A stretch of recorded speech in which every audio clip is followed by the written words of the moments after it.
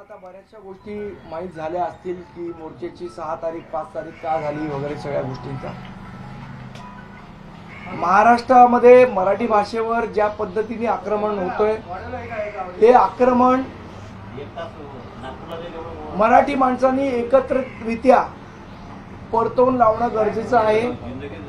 या भूमिकेतनं सन्माननीय राजसाहेबांनी पुढाकार घेऊन काल संजय राऊतांशी चर्चा केली आणि त्यानंतर त्यांचं असं म्हणणं होतं की 6 तारखेला आषाढी एकादशी आहे, वारीचं सगळं कव्हरेज होत असतं, मुंबईमध्ये पण वारी होत असतात आणि विठ्ठलाची मंदिरं आहेत तिकडे गर्दी होत असते, तर त्या दिवशी मोर्चा काढणं योग्य ठरणार नाही. आणि आमची भूमिका अशी होती की 7 तारखेला जर काढला तर सोमवार आहे, सुट्टीचा दिवस नाहीये, त्यामुळे जे पालक असतील, शिक्षक असतील, अगदी विद्यार्थी असतील ज्यांना या मोर्चात सहभागी व्हायचंय त्यांना ते सहभागी होणं शक्य होणार नाही. त्यामुळे सर्वानुमते ही 5 तारीख ठरली आणि त्याप्रमाणे सर्व राजकीय पक्ष, सर्व कलाकार, सर्व साहित्यिक या मोर्चामध्ये सहभागी होतील. मराठी माणसाची ताकद ही काय आहे आणि मराठी भाषेवर जर आक्रमण करायचा तुम्ही प्रयत्न केलात तर मराठी माणूस कशा पद्धतीने ते परतवून लावतील हे देशाला हा संदेश जाणं गरजेचं होतं आणि त्या दृष्टीने हा 5 तारखेचा मोर्चा होणार आहे आणि त्या दृष्टीने हे एक सकारात्मक पाऊल आहे असं मी मानतो. काल राजसाहेबांनी म्हटलं होतं की मला बघायचं आहे की मोर्चामध्ये आमच्या कोण येतंय आणि कोण येत नाही. तुम्ही 5 तारखेचं ठरवलं, त्यांनी 7 तारखेचं ठरवलं होतं. रात्रीमध्ये काही मोठ्या घडामोडी घडल्या का? मन की बात झाली का त्यात? मी तुम्हाला सांगितलं ना, काल स्वतः यासाठी राजसाहेबांनी पुढाकार घेतला आणि स्वतः पुढाकार घेऊन त्यांनी संजय राऊत साहेबांना फोन केला आणि त्याच्यानंतर दोन्ही नेत्यांच्या झालेल्या चर्चेअंती 5 तारीख ही नक्की झाली. मला वाटतं काल तुम्ही स्वतः पत्रकार परिषद घेऊन 6 तारखेची 5 तारीख झाली हे आपल्या सगळ्यांना सांगितलं. त्याची कारण मीमांसा आज आपल्याला कळली असेल. आम्ही सगळ्या राजकीय पक्षांशी संपर्क साधणार आहोत. अगदी भारतीय जनता पक्षाचे पदाधिकारी ज्यांना मराठी भाषेबद्दल प्रेम आहे ते निश्चितपणे या मोर्चात सुद्धा सहभागी होतील असं आम्हाला वाटतं. शिंदे सेनेचे असतील, सगळे राजकीय पक्ष जे मराठी म्हणून मराठी भाषेवर प्रेम करणारे आहेत त्या सगळ्या संघटना, सगळे राजकीय पक्ष या मोर्चात सहभागी होतील. आम्ही त्या पद्धतीची चर्चा ही सगळ्यांशी करू, सगळ्यांना निमंत्रण देऊ, सगळ्यांना आम्ही, मला तर वाटतं मी एक व्हिडिओ ट्विट केला होता त्यावेळेला आपण सगळ्यांनी हा प्रश्न विचारला होता. राजसाहेबांचा तो व्हिडिओ होता, त्यामध्ये आम्ही म्हटलेलं की मराठी माणसासाठी आम्ही कोणाची पाय चाटू आणि वेळ पडल्यास पाय छाटू. त्या व्हिडिओचा अर्थ आपल्याला आज कळला असेल. या मोर्चासाठी पोलिसांची परवानगी तुम्हाला मिळते का? त्या दृष्टीने काही पावलं, आणि जर तशी परवानगी मिळाली नाही तर काय नियोजन? 5 तारखेचा मोर्चा हा निघणार. आतापर्यंत जेव्हा जेव्हा आम्ही मोर्चाची घोषणा केलेली आहे त्यावेळेला आम्ही राजकीय केसेसना कधीही घाबरलेलो नाही. अस्वलाच्या अंगावर जेवढे केस असतात तेवढ्या केसेस या महाराष्ट्र सैनिकांच्या अंगावर आहेत, मराठी माणसाच्या अंगावर आहेत. त्यामुळे या केसेसना आम्ही काय घाबरत नाही आणि मराठी भाषेसाठी जेलमध्ये जायची आमची तयारी आहे. पण संजय राऊत यांनी असं म्हटलेलं आहे की एकूणच या मोर्चेसाठी उद्धव ठाकरे यांनी समन्वय साधलेला आहे. मला असं वाटतं झालं ना आता यांनी त्याला फोन केला का त्यांनी यांना फोन केला. मला असं वाटतं ह्यापेक्षा आपण मोर्चा कशा पद्धतीने चांगल्या पद्धतीने निघू शकतो यावर चर्चा करणं आवश्यक आहे. अजित पवार यांनी स्पष्ट केलेलं आहे की 1ली ते 5वी त्यांनी विरोध स्पष्टपणे दाखवलेला आहे. तुम्ही अजित पवार, शरद पवार यांच्याशी देखील संपर्क साधणार? आम्ही सगळ्या मराठी माणसांची संपर्क साधणार. एकीकडे हा मोर्चा होणार आहे, सर्व मराठी माणसं एकत्र येताना आताच सध्याचं चित्र आहे. शिवसेना उद्धव बाळासाहेब ठाकरे हा पक्ष सुद्धा एकत्र येतोय. मात्र अनेक जण हा मोर्चा होऊ नये किंवा मोर्चाला परवानगी देऊ नये अशा पद्धतीचे प्रयत्न केलेले आहेत. गुणरत्न सदावर्ते यांच्याकडनं गृहमंत्र्यांना आणि पोलीस महासंचालकांना पत्र दिले. पुढचा काय प्रश्न आहे? उद्धव ठाकरेंना कुठलेही आढेवेढे न घेता लगेचच होकार दिला आणि तारखेमधला जो बदल आहे, मला असं वाटतं मराठी माणसासाठी जो पुढाकार राजसाहेबांनी घेतलाय आणि त्याला प्रतिसाद जो सन्माननीय उद्धव साहेबांनी दिला त्याबद्दल मराठी माणूस म्हणून मला अतिशय आनंद वाटतो. आणि खरोखर मी राजसाहेबांचा, उद्धव साहेबांचा, सगळ्या लोकांचा एक मराठी माणूस म्हणून ऋणी राहील. कारण ज्या वेळेला मराठी भाषेवर आक्रमण होतंय त्यावेळेला हे सगळेजण आपापले राजकीय मतभेद, राजकीय अभिनिवेश बाजूला ठेवून आपण मराठी माणूस म्हणून एकत्र येतोय.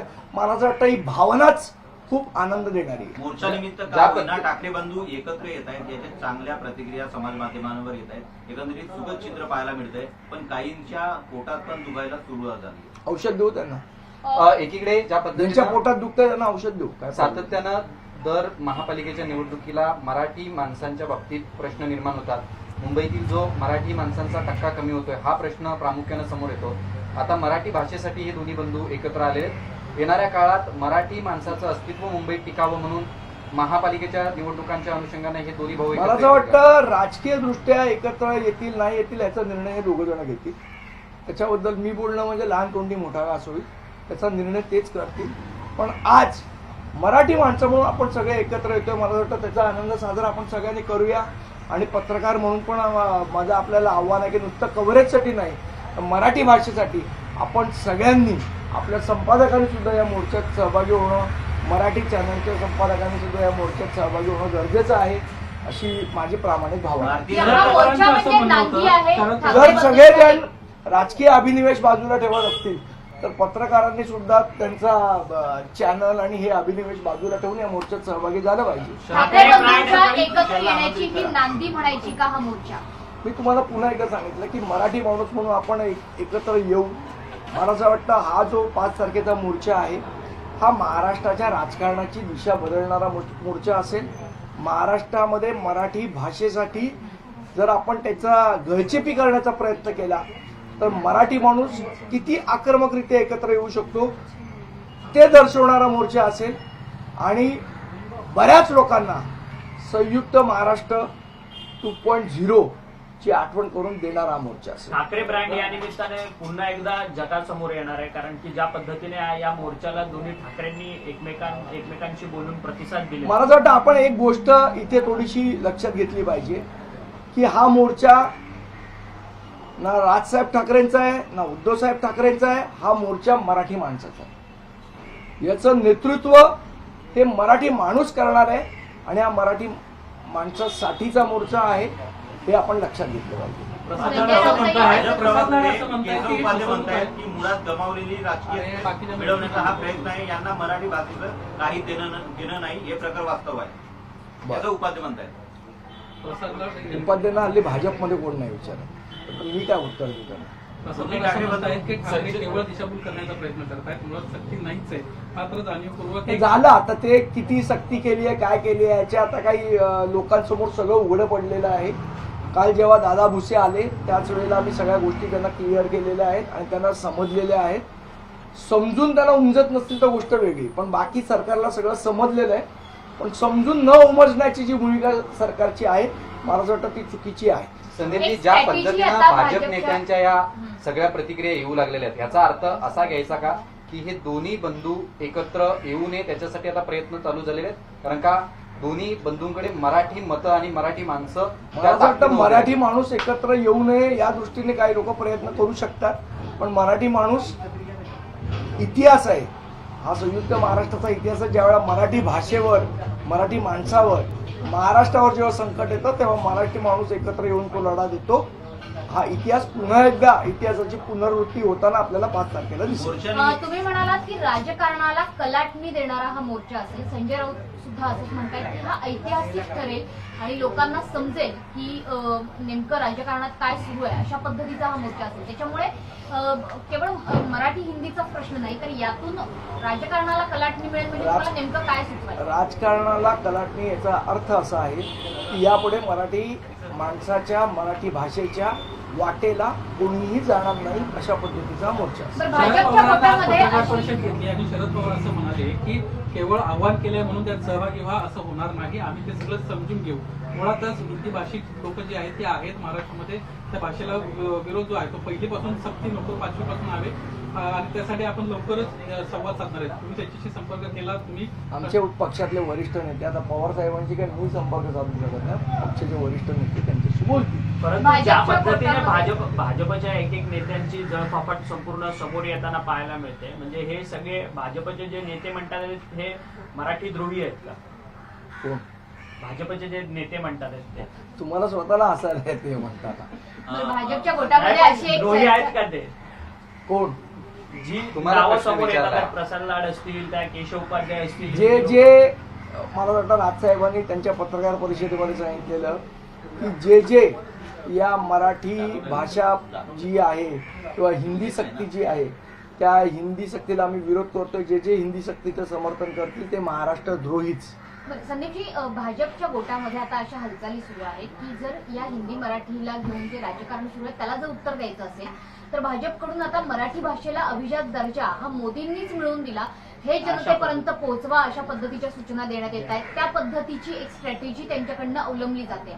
तुमच्याकडनं काही काउंटर स्ट्रॅटेजी केली जाणार आहे का आणि मुळात हा मुद्दा तुम्हाला पटतोय? मुळात असं आहे की मराठी माणूस काय एवढा दुधखोळा नाही.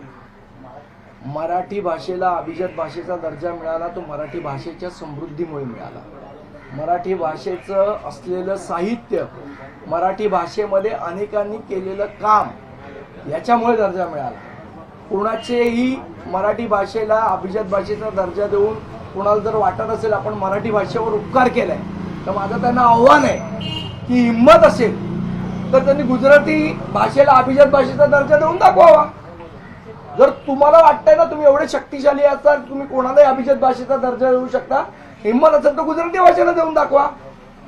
शेवट मुळात ती भाषा समृद्ध असावी लागते, त्याचं साहित्य समृद्ध असावा लागतो, त्या भाषेला इतिहास असावा लागतो आणि अभिजात भाषा म्हणजे मूळ भाषा असा त्याचा अर्थ होतो. तो मात्र असल्याशिवाय कोणी दर्जा देऊ शकत नाही. मग ते मोदी असतील नाही तर ट्रम्प असतील. मात्र अभिजात भाषेच्या दर्जावरनं भाजपचा आविर्भाव असा असतो हे आमच्यामुळे झाले, आम्ही दिला. म्हणूनच मी म्हटलं ना मग एवढीच हिंमत असेल तर गुजराती भाषेला देऊन दाखवा अभिजात एक credit भाषेचा घेण्याचं दर्जा. काम वाटतं का तुम्हाला? कारण राज ठाकरे यांनी शिवाजी पार्क मैदानात मला असं त्याची वाटतं मागणी की केली होती. मराठी भाषेला अभिजात भाषेचा दर्जा हा मराठी भाषेच्या समृद्धीमुळे, इतिहासामुळे आणि साहित्यामुळे मिळाला. सर, सोयीस्कर पद्धतीने भाजप गुजरातमध्ये मात्र तिसरी भाषा म्हणून संस्कृतला अडॉप्ट करून घेत आहे आणि इथे मात्र हिंदी. हे संस्कृत पण नाहीये.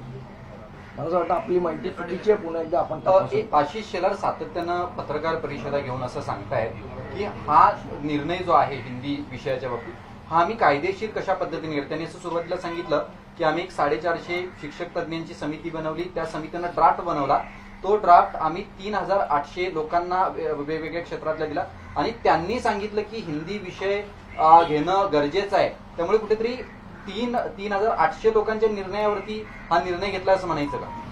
महाराष्ट्राची 12 कोटी मराठी जनता या गोष्टीला विरोध करते, तिथे 3800 लोकांना काय घेऊन बसलंय? आज 12 कोटी जनता जेव्हा सांगते की आम्हाला हिंदी भाषेची सक्ती मान्य नाही आणि कायद्यामध्ये बसवा नाही तर बसवू नका, हिंदी भाषा सक्तीला आमचा विरोध आहे. 5वी पर्यंत हिंदी भाषेची सक्ती केली नाही पाहिजे या गोष्टीवर आम्ही ठाम आहोत. आणि जर तो कायदा मराठी माणसाच्या मुळावर येणार असेल तर हा कायदा आम्ही मानणार नाही. मराठीच्या मुद्द्यावरती ठाकरे बंधू मोर्चानिमित्त का होईना पण एकत्र येत आहेत. ही नांदी बनायची का आगामी मला वाटतं महानगरपालिका? उत्तर दिलं मी तुम्हाला. संदीपजी, धन्यवाद. संदीपजी, सर, हिंदीमध्ये एक बाईट.